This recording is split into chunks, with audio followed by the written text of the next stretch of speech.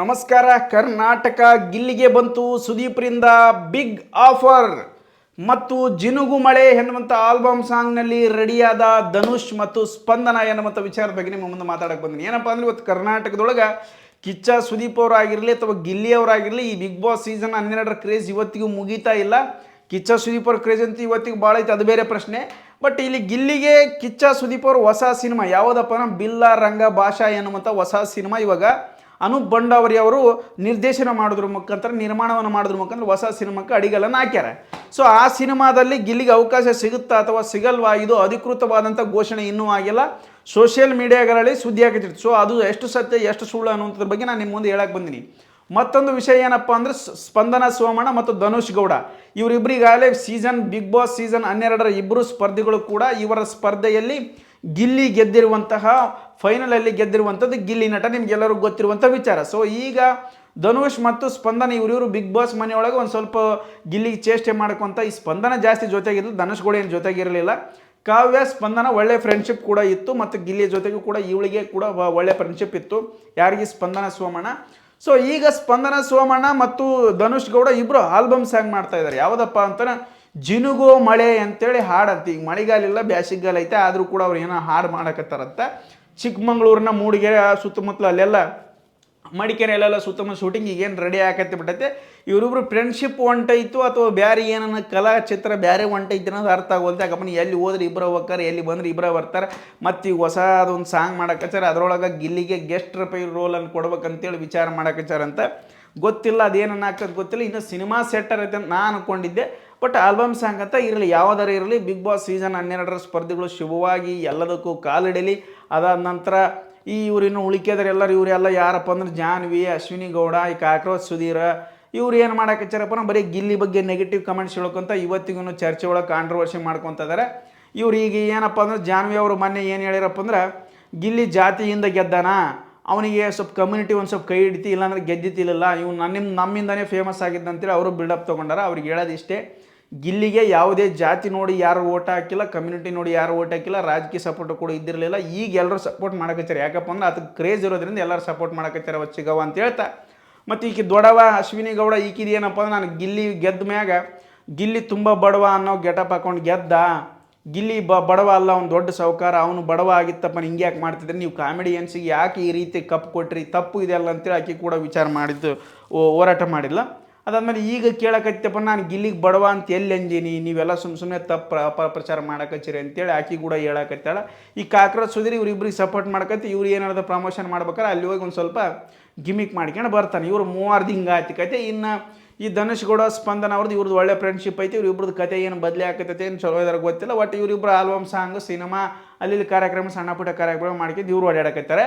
ಇನ್ನು ರಘು, ರಕ್ಷಿತಾ, ಇವ್ರು ಮಾಳು ಇವ್ರು ಏನು ಮಾಡಕತ್ತಾರಪ್ಪ ಅಂದ್ರೆ ಇವ್ರು ಬರೀ ಮಾಳು ಈಗಾಗಲೇ ಜಾನಪದ ಸಿಂಗರ್ ಆತ, ಆಲ್ರೆಡಿ ಆತಂತ ಯೂಟ್ಯೂಬ್ ಚಾನಲ್ ಐತೆ, 2 ಮಿಲಿಯನ್ ಸಬ್ಸ್ಕ್ರೈಬರ್ ಅದಾರೆ.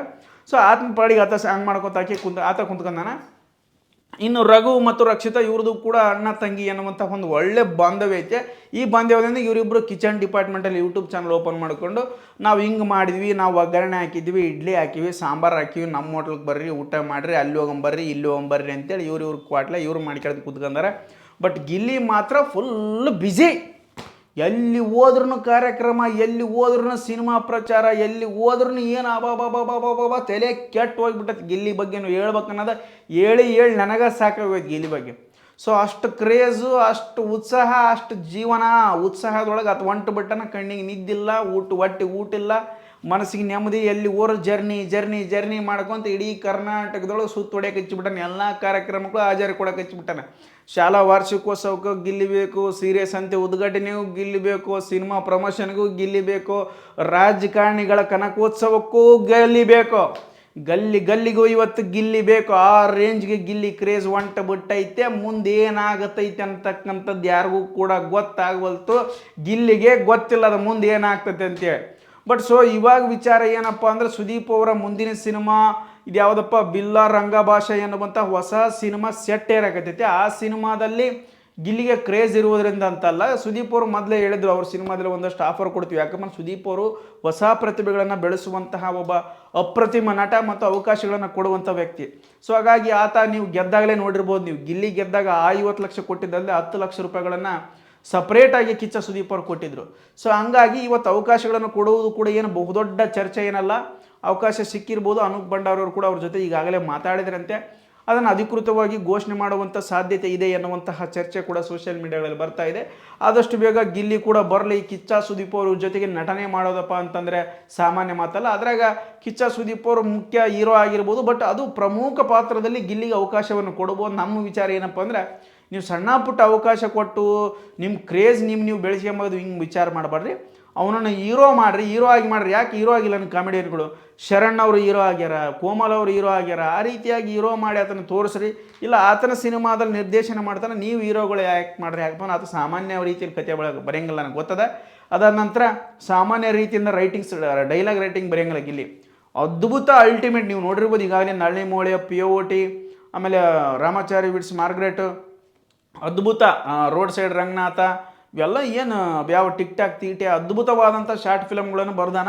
ತಾನೇ ಆ್ಯಕ್ಟ್ ಮಾಡ್ಯಾನ ಅಂದಮೇಲೆ ಇನ್ನು ನಿಮ್ಗೆ ಹೇಳ್ತಾನೆ, ಮಸ್ತ್ ಡೈರೆಕ್ಷನ್ ಮಾಡ್ತಾನೆ. ಆ ಡೈರೆಕ್ಷನ್ ಒಳಗೆ ನೀವು ಕೆಲಸ ಮಾಡಿರಿ. ಆತನಿಗೆ ಏನಪ್ಪ ಅಂದ್ರೆ ದೊಡ್ಡ ಸ್ಥಾನಮಾನದಲ್ಲಿ ಕೊಡ್ರಿ. ಯಾಕಪ್ಪ ಕರ್ನಾಟಕ ಜನತೆ ಆತಗೆ ಅಪಾರವಾದಂಥ ಪ್ರೀತಿಯನ್ನು ಕೊಟ್ಟಾರ, ಗೌರವವನ್ನು ಕೊಟ್ಟಾರ.